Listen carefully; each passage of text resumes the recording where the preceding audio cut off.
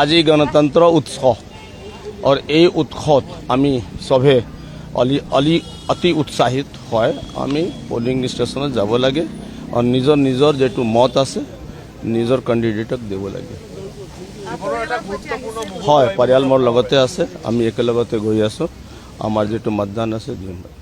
আৰু ইমান বছৰ আপুনি ভোট দি আহিছিলে, এইবাৰ প্ৰথমবাৰৰ বাবে আপুনি এটা সমষ্টিক প্ৰতিনিধিত্ব কৰি ভোট দিবলৈ আহিছে নহয় জানো?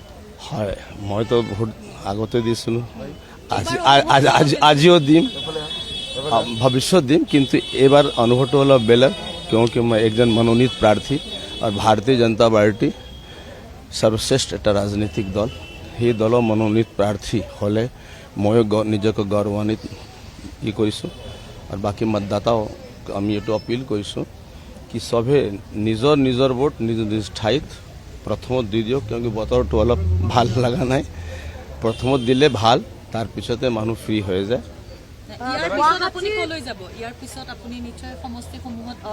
হয়, আমাৰ পলিং ষ্টেচন 72 পলিং ষ্টেচন আছে, 218টা বুথ আছে।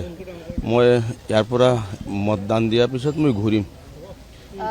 গুৱাহাটীত পূৰ্বতে আমি দেখিছিলো যে ইমান এটা ভিৰ বা এনে ধৰণৰ পৰিৱেশ নহয়, এবাৰ অলপ পৰিৱেশটো বেলেগ হৈছে।